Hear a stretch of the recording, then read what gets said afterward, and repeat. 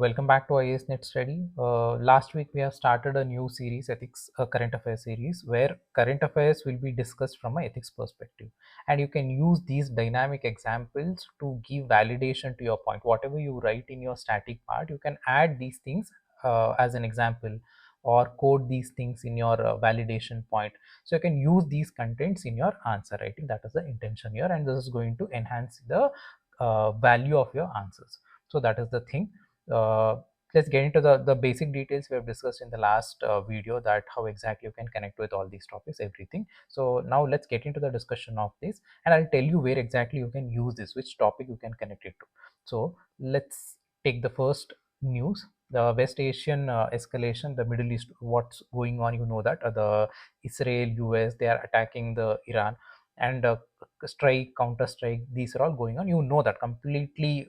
If you look at the newspaper from last 1 week, it's filled with this news, a lot of editorials, opinion pages, and from Indian perspective, from the Western perspective, from a diverse geopolitical perspective, you have seen this news. Now let us discuss from an ethical perspective. Ethical perspective, see, we can talk about war ethics here. And ethics, if you connect it, the first connection will be international ethics. There you can connect this topic, that what to do, what not to do, and how exactly should be the international relationship, the idealism, realism, there you can connect with that. And the second connection is the, especially the fifth chapter, moral thinkers. And in that moral thinkers, especially, sorry, in medieval, not in the ancient, in medieval, under medieval thinkers, we have theological thinkers in the medieval. So Thomas Aquinas, they talk about just war theory. So connect that thing here into this West Asian escalation, Middle Eastern escalation. So connect that here, and you can give these things there also, quote as an example there also. So let's talk about it. Here the news article talks about US Israel launches strike on Iran. So this is the thing. So after this, if you take the news articles later on, then Iran also attacked on the neighboring countries, surrounding countries, around 14 countries it attacked. It launched the drone strike. All these things from geopolitical perspective, it's there. So we'll leave the geopolitical perspective. Let's talk about ethical perspective. What can we talk about ethical perspective? Let's talk about the war ethics, and very precisely, let's talk about the ethical considerations of war. What need to be taken into the consideration whenever we think of war? The first thing is that we talk about human rights. United Nations talk about human rights, and most of the constitutions around the world, they talk about the human rights. There is a human right ethics, and this human right ethics, the predominant factor of this human right ethics is not, is the core factor is the value of a human life. But here what is happening, the war, the process itself, this is going to take lives of thousands of people. At this point of time, today it's 8th March, almost there are reports that more than 1000 people have been killed due to these strikes and counter strikes. So the idea of war goes against this concept of human rights ethics. The very intrinsic, the core value of human rights ethics is against the concept of war. This is one thing. This ethical considerations we need to keep in mind before getting into the warlike situations. And war usually happens with a two military of a two countries, but when it goes beyond that, when you are very keen to win the war, then you are ready to go to any extent. Now what happens, it will go to a civilian casualties also. Military personnel, of course, there also you talk about human rights and all, but they are trying to train to fight in these kind of situation. But if it is crossing over, the spillover effect on the civilian casualties, that raises a concern here. But here it is, what is happening, 1000 people have been killed. Now civilian casualties, it is taking over, it is increasing. That is also a question mark here, that also poses question mark for your ethical consideration here. Now ultimately, why are you fighting with each other? US is giving the reasons that Iran is going to develop the nuclear weapons, and it is going to be a threat to a human life. But due to this war, 1000 people have been killed. Now you are prioritizing the safety of human beings, but in turn this war, it is killing the people. So there is an ethical considerations you need to keep in mind. Because of that, there is a civilian casualty also. USA is telling that we are protecting. The actions of USA or the actions of Iran, both the side, they have the arguments, they are leading to the civilian death. That is also another ethical considerations you need to keep in your mind. And argument, one side there is a consequentialism, another side there is a deontological ethics. Consequentialism, it talks about consequences, it talks about outcomes. And USA is telling that we need to get rid of nuclear weapons, and that is the reason we are attacking Iran. That is one thing. Ultimately, they are telling that outcome. We are focusing on the outcome. We are focusing on the consequences. But when you think of deontological ethics, at this point of time, I have certain duty. My duty is to protect the human life. But here, what is happening? Civilians are killing. Their life. They are losing their life, and economy is getting disturbed. And not only the 2 3 countries around, it is entire world. It is going to be affected here, and I have certain duty to protect the each and every human life. So state, it has duty to protect the life. At the same time, I'm thinking about consequences. So this ethical dilemma, again, there is an ethical consideration. You need to keep this thing also in your mind whenever you enter into the war.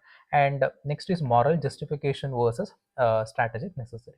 Moral justification, USA is telling that in a long term, this is going to be a helpful. It will lead world into a peaceful or peaceful coexistence. It will develop that harmony in the Middle East. This is what their clarification. They are giving this clarification as a, sorry, strategic necessity. It is very much necessary to deal with Iran at this point of time. And can you justify the killing here? So one side there is a strategic necessity, another side, can you justify the action, can you justify the trouble it is causing to the human life, trouble it is causing to the economy, trouble it is causing to human right ethics. So one side there is a moral justification, another side there is a strategic necessary. So this consideration should also be taken into the into your senses before getting into the warlike situation. And then accountability and leadership integrity.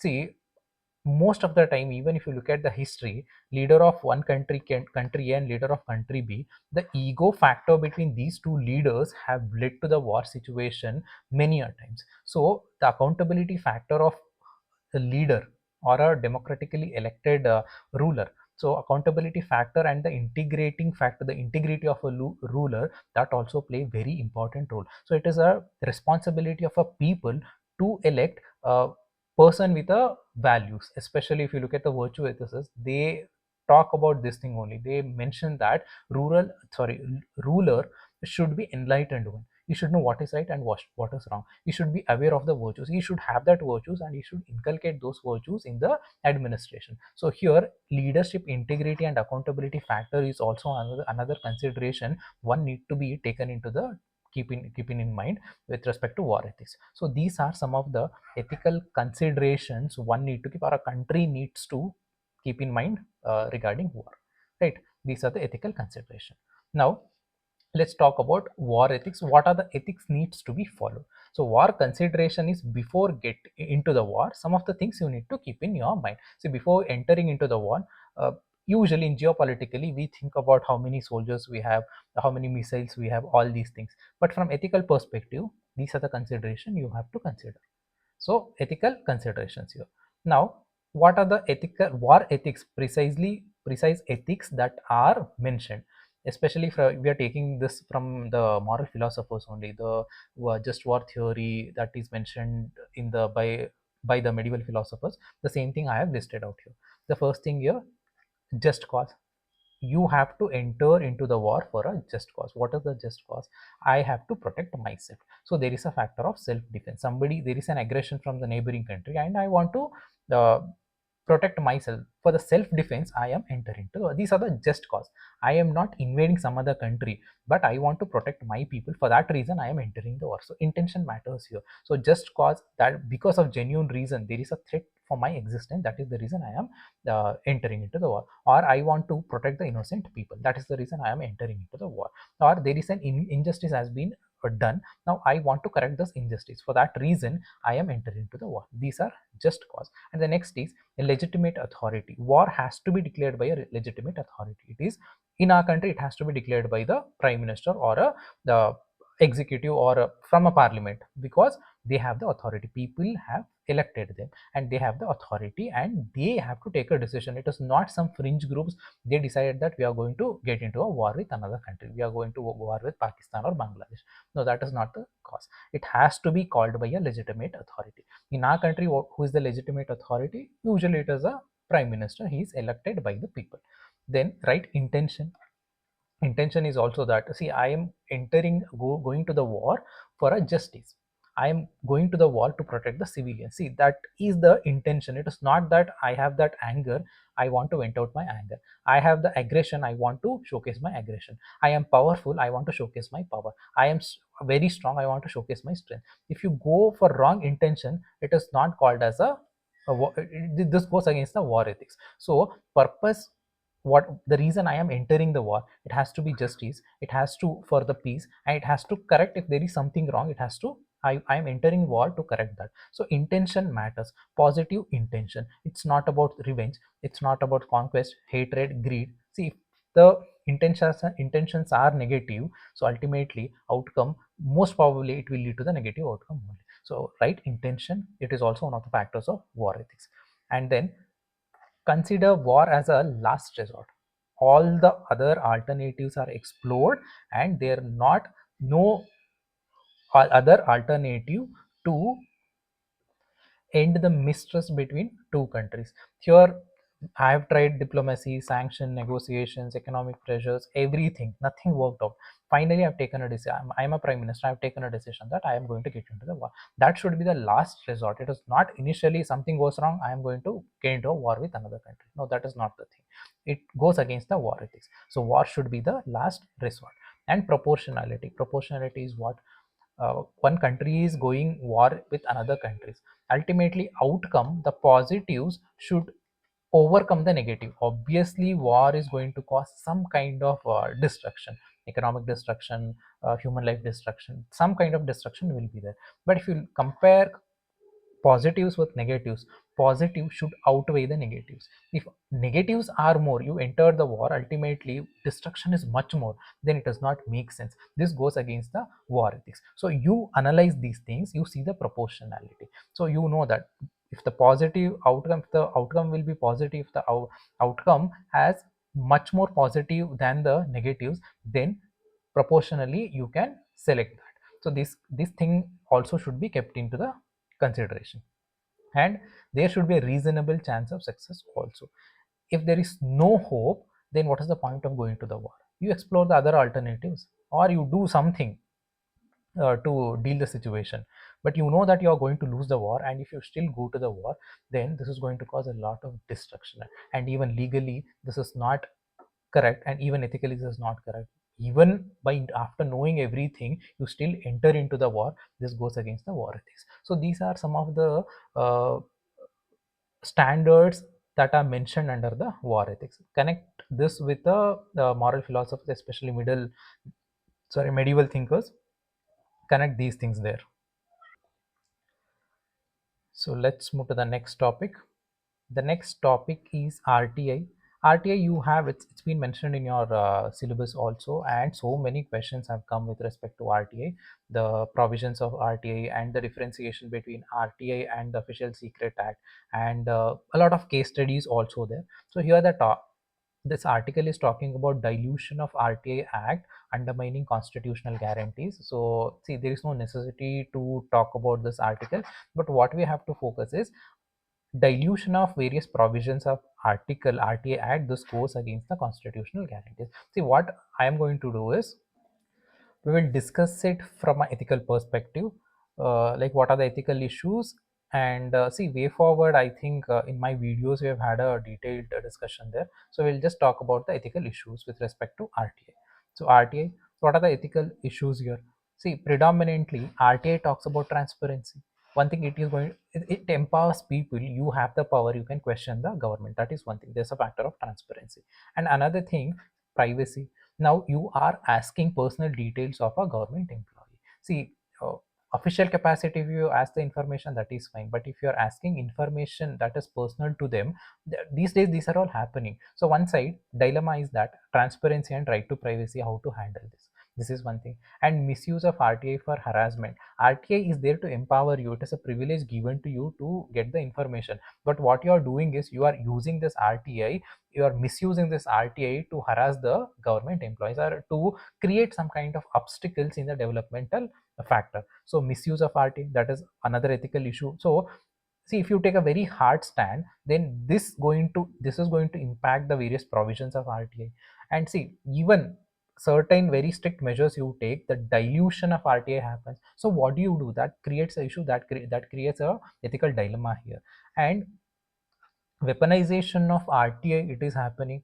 RTI is there to empower you, but the purpose has been taken a back step. Now you are using this privilege, there is a power given to you, you're using this power to trouble someone, you're using this trouble to create some kind of obstacle in the developmental process. So you're using it as a weapon here. So weaponization of RTA Act, this is happening. This goes against the standard purpose, the intention of RTA Act itself. And creative complaints is that PIO, the public information officer, is there. You ask some information, it is the duty of PIO to divert that information, right? Now what happens, PIOs are finding different ways not to provide you information. They are talking about Official Secret Act, they are quoting different subclauses not to divert this information. See, what is happening is, this is a creative complaints. You don't want to give the information, now you are finding a reasons why to deny the information. This creative compliance, you are manipulating the purpose of RT. This is another ethical issue. And see, when you neglect the purpose, it will lead to injustice. And the main core objective is the transparency, and this is going to deter the transparency. When there is no transparency, it is going to impact the accountability. When there is no accountability, it is going to impact the responsibility. Eventually this is going to impact the responsive behavior of a state. So there is a link process. So all these things, accountability, responsibility, responsiveness, everything is going to be impacted if there is no appropriate handling of RT. So this is another ethical issue. And a lot of case studies I have seen, especially with respect to RTA, that one thing, somebody is asking the information, if you divert this information, this is going to impact your career, what do you do? Or if you divert this information, this is going to create some kind of chaos. At this point of time, this is not right, situation is not right to give this information, what do you do? Or the PIO is unethical and he is not ready to divert the information, the creative compliance is there. Now how do you handle this? So these kind of case studies have been asked in the examination. So RTA is very important from a case study perspective also. So from both, from a part section A, part A, and the section B, from both perspective, it is important.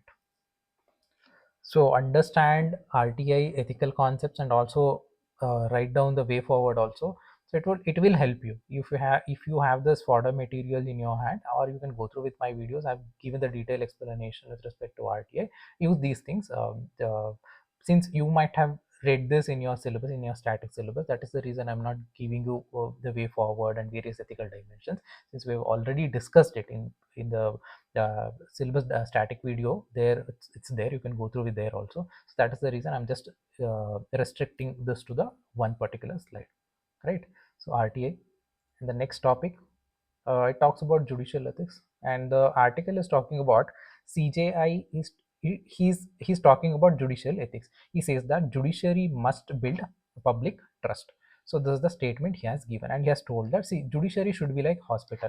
In hospital, what happens, you have an emergency and you go to the hospital, the basic treatment you will get it for the emergency. Later on they will do some test and all, the proper treatment will be there. As soon as you enter the hospital, there will be some emergency service will be there.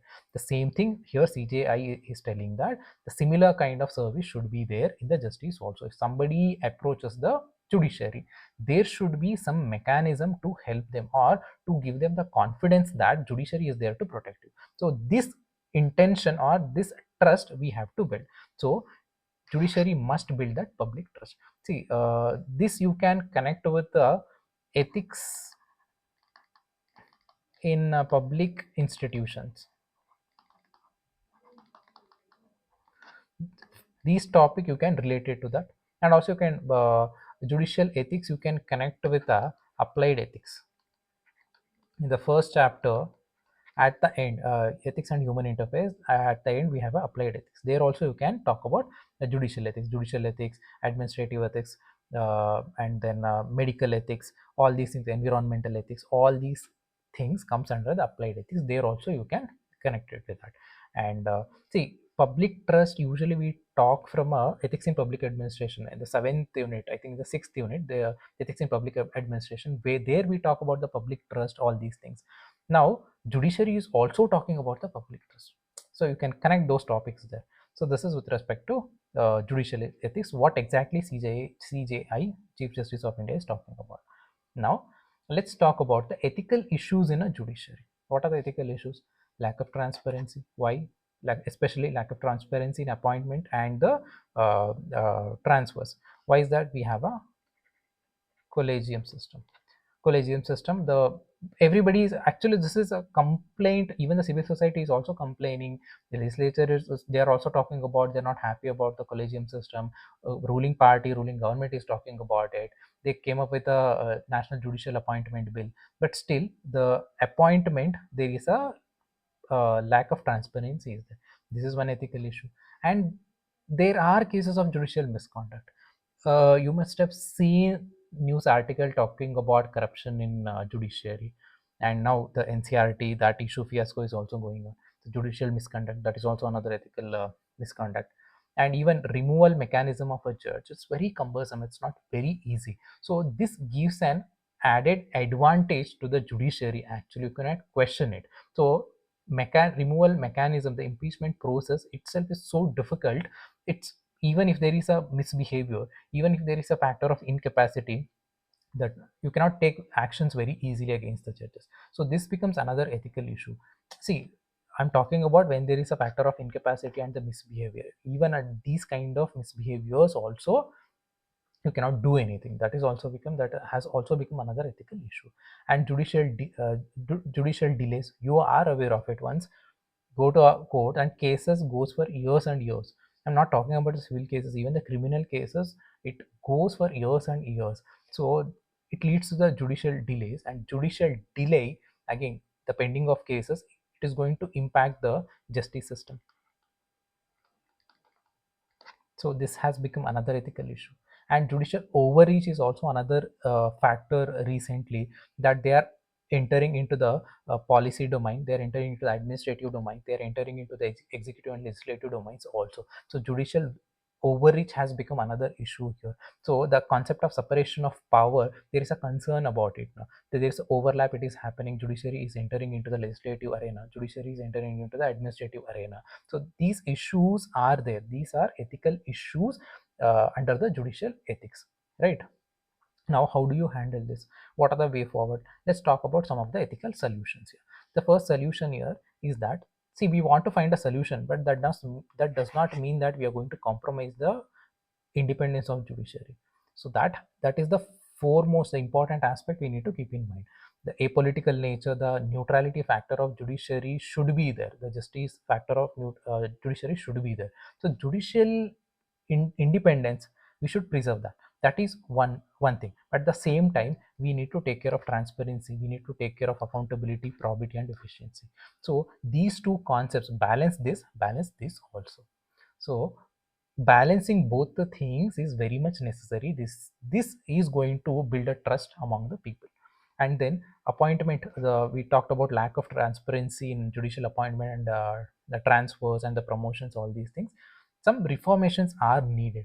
The reformation, this will help to address opacity, non-transparency, it helps to address the nepotism, it helps to address the favoritism. These allegations are there: nepotism, favoritism. There are allegations against judicial conduct with respect to appointment and the promotions, all these things. If you make it transparent, you can bring that reformation. And then in 2002, there were some principles, standard principles for judiciary was there, the Bangalore principles of judicial conduct. You implement these rules, guidelines, principles in a very strict manner. And one of the factors of this Bangalore principles is that there is a periodic ethical review. So we are talking about way forward, we are talking about solution, we are talking about ethical solution. Bangalore, enforcing Bangalore principles of judicial conduct also comes under ethical solutions here. Then make sure that there is a mandatory judicial ethics training. Ethical training, it talks about sensitivity on gender issues, caste based issues, and if there are any issues of vulnerable groups, make sure that if your ethical training is there, then you are going to handle it more gracefully, especially the lower courts. We have seen so many times the the statements or the observations made by lower courts, very strong statement observations made by lower courts. So judicial ethics training, this is going to change, this will help to change these kind of negative phenomena. That can be that is another way forward. And code of conduct for the judiciary. So code of conduct, and especially with annual declaration, these are some of the steps we can take to reforms, or we can, these will help in building public trust. This article is talking, news article is talking about gaining public trust, and these are the steps that helps to gain the public trust. And guidelines for gender sensitive language, actually Supreme Court has given the guidelines last year actually, that gender sensitive language should be used in judgment. Especially they talked about the lower courts where very uh, insensitive statement, insensitive observations have been made actually time and again. They have come into the social media, and this was questioned in a very big manner. So guidelines, what are the guidelines given by Supreme Court that has to be implemented by all the court throughout the country? These are some of the way forward to make judiciary ethical. These are ethical solutions of ethical dilemmas of judiciary. So what is the purpose? To develop the public trust, right? So this is what this article is talking about, judicial ethics. Now, the next topic, the next news article, 15 Maoists lay down arms in Chhattisgarh's Mahasamand. The Deputy Chief Minister is talking about. Here, what is the article? Surrender of Maoist. And where can you use this article as an example? One thing in persuasion, right here, government has persuaded these Maoists to enter, to drop these violence and to enter into the mainstream social arena. So one thing, there is a persuasion from a government side. Another thing, you can connect it with the ethical governance. There is a topic in your exam all in the in your syllabus also. And there was a question in the mains also. Governance, good governance, ethical governance. What is the difference? And explain. This was the question. And with respect to ethical governance, you can quote this example. So here there is a compassion, there is an acceptability, there is a tolerance, there is a inclusivity. All these factors can be seen in this act of surrender. So for persuasion, you can quote this example, and for the ethical governance, you can quote this example, right? And even there is a topic called positive attitude. There also you can talk about it. So let's talk about ethical aspects of this article, surrendering of Maoists, right? So just talk about ethics of care, just talk about ethics of compassion and human dignity. So what are the ethical concepts you can connect with this article? Ethics of care, compassion, human dignity. Now I talked about ethical governance here. It means that governance is considering all these foundational values. Governance is the way you do things, and ethical governance is including foundational values in your administrative process. And here you can clearly see, you are giving an opportunity for a Maoist. Now you are tolerant, you are inclusive. So this is an ethical approach by a state. This is the ethical governance, this is the ethical administration. Here government is offering rehabilitation packages. In, it's not only the punishment. See, punishment, it is a retributive justice, but here what they are doing is they are giving rehabilitation. So there is one try from a government to get them to leave that violence and to enter the mainstream society. So here ethical approach of the state can be seen. And here incentives have been given, cash rewards, and even state has accepted to give that, provide that anonymity also. So all these things, incentive has been given. So here we are not talking about the coercion, we are talking about inclusivity. So coercion has been ignored, there is a factor of inclusivity. This is another ethical aspect you need to consider under surrender of Maoist. And see, usually what happens uh, when there is no this concept of care, compassion, human dignity, uh, public servants, if they are very strict and if they are taking action as it was mentioned as a rule book, now what happens, it leads to insensitivity, and this insensitivity leads to radicalization, more and more radicalization. But if the civil servants follow these foundational values, if there are ethical public servants are going to prioritize the ethical values, they are going to prioritize the the foundational values. When they prioritize the foundational values, again the inclusivity factor, tolerance factor, compassion, empathy will be there. When all these foundational value, inclusion, compassion, empathy, dedication, all these things, it is going to develop sensitivity, and this helps to prevent radicalization. So another ethical factor is that these values, they will lead to the ethical public servants, and ethical public servant, it is directly going to develop sensitivity, and this sensitivity helps to deal with radicalization. You can reduce the radicalization, you can altogether eliminate the radicalization from a society, is another thing. And Gandhi, he talked about hate the sin, love the sinner. Actually there was a question also, hate the sin and love the sinner. So there also you can quote this example, the surrendering of Naxalites or Maoists, that you can give a quote. And there is a, in the first chapter we talk about virtue ethics, and in the virtue ethics, Aristotle comes under virtue ethics. Socrates, Plato, Aristotle, they are virtue ethicists. And Aristotle talk about balancing the golden mean. He talks about golden mean. There are two extremes, and what is virtue? The middle of two extreme is the virtue. And here surrendering of the Maoist, one side there is a coercion, another side, see, one side you are very strict, you are not ready to listen what the Naxalites are telling. Another side, you are accepting each and everything that is told by Naxalite. These are the two extreme, and in between there is a compassion, care, all these things comes in between. This is the golden mean. And here the surrendering, government offering the rehabilitation, government offering the incentives, somewhere it comes as a golden mean. So Aristotle's golden mean also you can give this example, and Gandhi is the hate sin and love the sinner. There also you can give this example. Ethical governance you can give this example. Persuasion you can give this example. So all these things. And even for the restorative justice, there are two types of justice: retributive justice and the restorative justice. Retributive justice only talks about only punishment, but restorative justice is that you want to correct it. Something has been negative has been done and you want to correct that. That is called restorative justice. You are giving one option to other person to make it right. So there also you can talk about the surrendering of Maoist, right?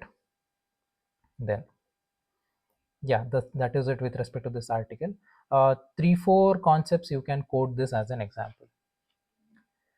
And the next is hate speech, and the article, this is opinion article, is Supreme Court doing enough to tackle the hate speech? This is a new news article, but we'll focus on this hate speech aspect from ethical perspective.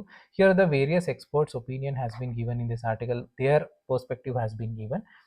See, that's from a GS 1 to 3 perspective. Let's keep this article aside, let's only talk about ethical perspective of hate speech, right? Let's talk about hate speech. uh, where exactly you can connect this topic? There was a question in your mains examination, and I think I forgot that you mentioned, but this question was there: hatred is destructive of a person's wisdom and conscience that can poison a nation spirit. This question was there. There you can connect this topic, the hate speech, this concept has been, you can connect it that. And also there is a topic of positive attitudes, especially in the second chapter, second unit is the attitude. There it talks about positive attitude, political attitude. There under positive attitude you can relate it to it. See, tolerance, compassion, empathy, these are positive attitude. And this hate speech, this is opposite to the positive attitude. This is negative attitude. There you can quote this, what not to be done, what is not right. Under that you can quote the hate speech here. So there are two topics: hatred as an emotion, hate as an emotion. If the question comes, actually questions have come with respect to the hate as an emotion, there also you can write, quote these examples in your examination. And even as a positive attitude in the second unit, there also you can mention this. Now, oh, let's see the ethical dimensions and few more aspects where you can relate it with your chapter. Basically, hate speech, what is the reason behind the hate speech? The reason is that if I am giving the hate speech, it means that I have certain prejudice. My prejudice is that I am right and I am superior to other person. So because of that prejudice, I am giving the hate speech.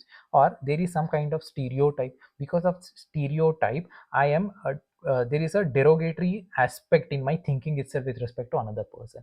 In the West, they think that all Indians, they work in a call center, they are all involved in the doing scams. See, this kind of stereotypical, these are stereotypes. When you have these kind of negative stereotypes or any of these kind of stereotypes, eventually the false sense of superiority another person is going to develop. See, if I am commenting on you and I have false sense of superiority, this false sense of superiority leads to hate speech eventually. And if I don't have empathy, compassion, then again there is a the false sense that will also lead to the false sense of superiority or some kind of abusive behavior that will also lead to the hate speech. So hate speech, what is the basic reason, core reasons? Prejudice, stereotype, and lack of empathy. Right. Now connect this with emotional intelligence. You have one chapter in emotional intelligence. Emotional intelligence means that I recognize my emotion, I recognize your emotions, and I use both the emotions for some constructive purpose. So if I am emotionally intelligent, I am not going to involve in this hate speech, because I know that hate speech is destructive in nature. For a short term or long term, hate speech is destructive in nature, and ethically this is wrong. So emotionally intelligent person is never going to involve in the hate speeches. But if your emotional intelligence is low, then you are going to create these kind of hatred, and this hatred, it is going to uh, affect the social cohesion. It is going to affect the fraternity in the society, the brotherhood, the sense of brotherhood it is in the society. And especially if a leader, uh, prime minister or the ruler of the country, they have very low IQ, then, sorry, not IQ, they have very low EQ, they are going to destroy the harmony of a society. The social harmony, social cohesion are going to be destroyed due to the low emotional intelligence. So you can connect this hate speech to the emotional intelligence also. There also you can quote this. And virtue ethics. Virtue ethics there, your actions are based on virtues. Virtues are moral factors. Your action should be based on compassion, empathy, acceptability, all these things. If your actions are based on greed, anger, revenge, hatred, then eventually this is considered as immoral and unethical. So even under the virtue ethics, you can quote this as an example that hate speech, this goes against the positive virtues. This is not considered a virtue. So eventually, if your actions are based on hatred, anger, eventually, or a hate speech, eventually this is considered unethical conduct. Right there also you can quote this example. Now, what are the ethical factors, ethical issues in the hate speech? One thing, how do you deal with that? Here, they're talking about, is that Supreme Court enough to tackle the hate speech? Now, how do you handle the hate speech? One thing, if you take some very strong actions, this goes, there is a freedom of speech and there is a dignity of a human being. So, balance should be there. If you take very strong actions, this is going to impact the freedom aspect, and if you don't take any action, this is going to impact the dignity of an individual. How do you deal with that? So there is an ethical dilemma here. So it creates ethical issue here. And if you don't take any action, this eventually, because of there is a false sense of superiority, this is going to perpetuate a stereotype in society. And this eventually, when there is a false sense of superiority, when there is a stereotypes, it is going to impact the vulnerable sections in the society. And vulnerable sections or the marginalized sections, vulnerable group, they can be silenced with a hate speech. Hate speech has that power. Actually, you can silence that minority also. And this is going to threaten the fraternity, the brotherhood feeling that is mentioned in our constitution. And this is going to impact the social harmony and social cohesion. Eventually, see, the moral imperatives, for an inclusive society, there are some moral standards are required. If there is a hate speech, if there is no actions against hate speech, then it is going to threaten this inclusivity, because there is no fraternity and there is no social cohesion. So these are some of the ethical issues. Now, what is the ethical solution to it? How do you handle this? One thing is that, see, what is the core reason? Prejudice, stereotype, false sense of superiority, lack of empathy, all these things, intolerance, all these things. And you need to address these core value system. So these underlying core negative attitudes, what are there? Prejudice, ignorance, inequality, social exclusion. You focus on that, you work on that, you eliminate that. So that is one thing. And next is that hate speech. How do you deal with that? The counter positive speech. So positive amplification can be done through the positive counter speech. So this is another ethical solution to deal with the ethical deal with the hate speech.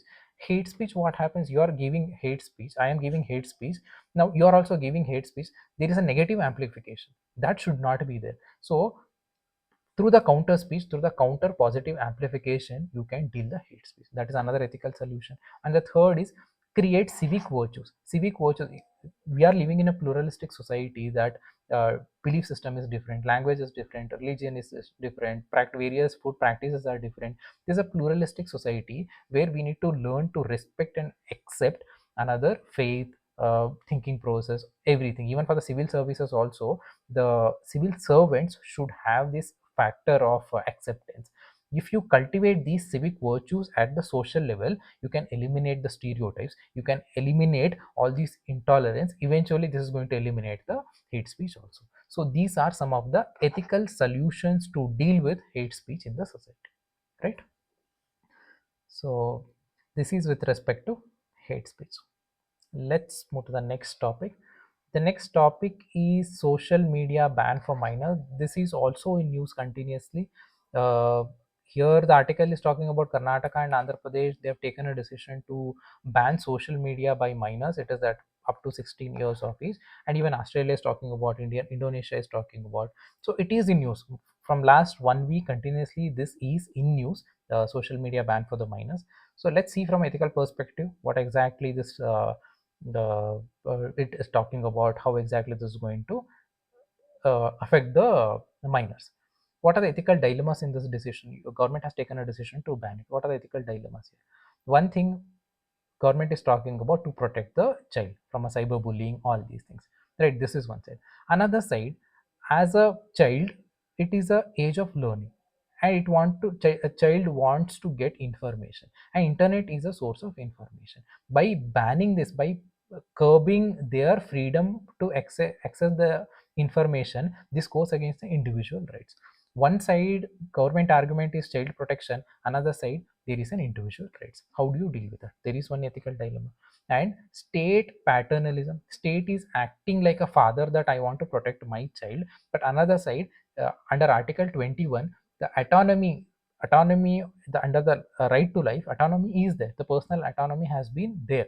But here this goes against the personal autonomy. One side state paternalism, I want to protect children, but another side, everybody has the right to life. Under the right to life, there are certain rights have been, privileges have been given. Now you are restricting that privilege, you are going against the personal autonomy that has been given here. So this, there is another ethical dilemma.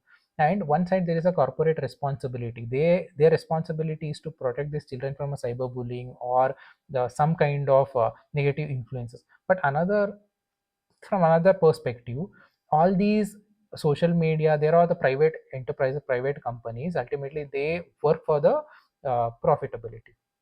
Here, by restricting that, you are restricting the growth of this private sector. By restricting the growth of private sector, especially, it is going to affect the people who are working there. Their profitability is going to be affected, their plan for the further growth, it is going to affect it. Corporate responsibility and corporate planning, so this is another ethical dilemma here. So these are some of the ethical dilemmas under social media.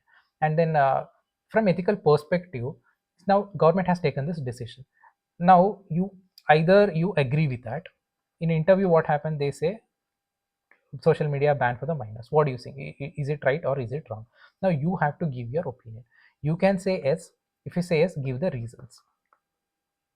You say no, you can still say no. And if you say no, you still have to give the your reasons. But my thing is that what I suggest, there is nothing wrong by saying yes or no, but the thing is, whatever the reasons you give, that has to be very strong. You have to substantiate your yes, you have to substantiate your no. Now from ethical validation point of view, here what government is telling, that from ethical perspective, from utilitarian approach, government is telling that from utilitarian approach, uh, utilitarianism, what exactly it says, maximum benefit to maximum number of people, right? Now we are protecting children from a cyberbully, we are protecting children from a self harm, we are protecting children from a violence exposure, all these things. uh, there is a, we are protecting the minor, we are protecting the children. Now another side argument is that we get information, that there is an exposure, people can learn the international the various developmental aspect. You, educate, it is going to help the education, all these things. All these aspects of education information you can get it from other way also. Through books also you can get the information, or through the mentors you can get the information, through the teachers you can get the information, even parents they can help to uh, get the information what the child wants. But here from the utilitarian perspective, maximum benefit, what is that maximum benefit here? You are protecting children from violence, you are protecting children from cyberbullying, you are protecting children from addiction, you are protecting children from self-harm. So from utilitarian perspective, I say yes to it, because maximum benefit is there when you compare to the negatives. More positives, less negative. So because of that I am selecting that. So from utilitarian approach, whatever government is telling, that I am fine with that. This is my argument. And the next argument, let's talk about from deontological approach. From deontological approach, it means that what duty based approach. Here my actions, it is based on certain duties. What is my duty? My duty is to protect the children here. So I am, as a chief minister of the state, I am going for a social media ban because I want to protect the child. So it is my duty to protect the children. So from a deontological perspective, I want to give the safe developmental environment. Because of that I have to take certain steps, so I have taken this step. So both from utilitarian perspective and the deontological perspective, and even if you think about consequentialism, there also we can give the reasons from these three perspective, and even from a virtue perspective,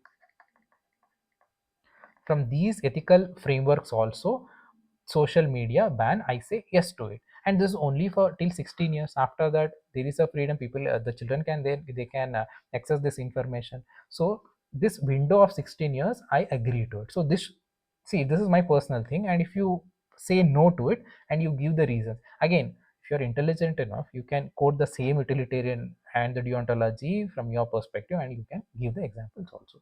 See, these are the ethical framework I am talking about. There are ethical dilemmas, and from ethical framework also I am substantiating my stand. I am supporting this ban. Yes, there should be ban. Why? The reason is that ethical framework, utilitarian perspective, I support the ban. Deontological perspective, I support the ban. So these are my arguments. Now, how do you deal with that? What should be the ethical solution, and what is the ethical approach to deal with that? See, usually what happens, these bans and all, this is extreme actions.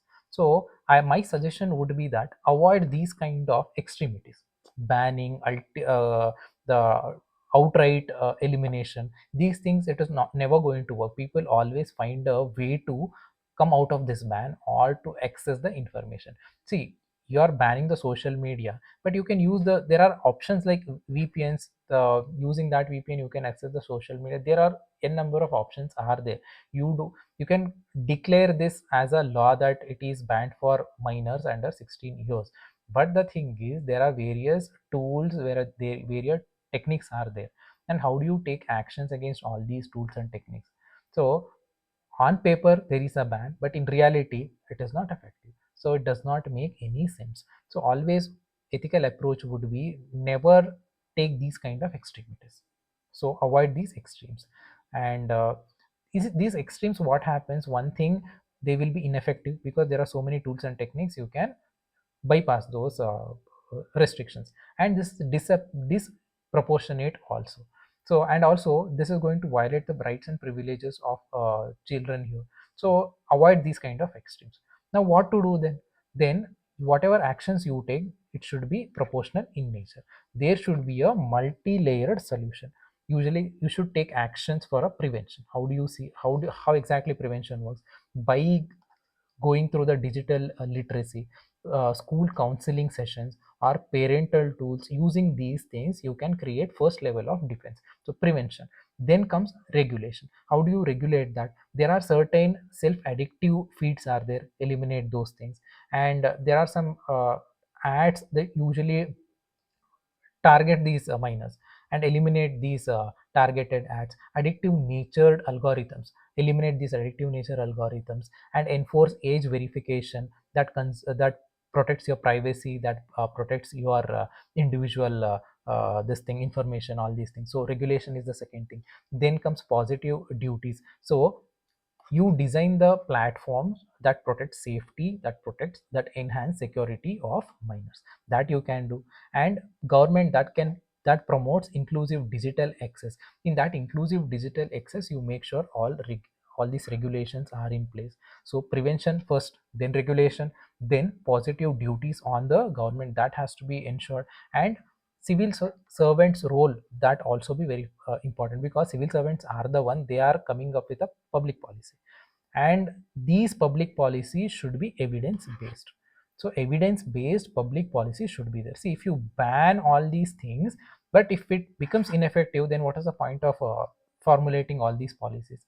This is ineffective. So evidence based public policies should be there. And whatever the way you see, because of this prevention regulation, you are developing positive duties, and in that positive duties, you foster the fraternity in digital space, uphold the constitutional morality, uphold these values of dignity, liberty, and equality. See, these are multi-layered solution. So blunt instrument of banning and all don't support that, but multi-layered solutions approaches can be followed, ethical approaches can be followed for effective and the safe use of internet, safe use of social media can be ensured.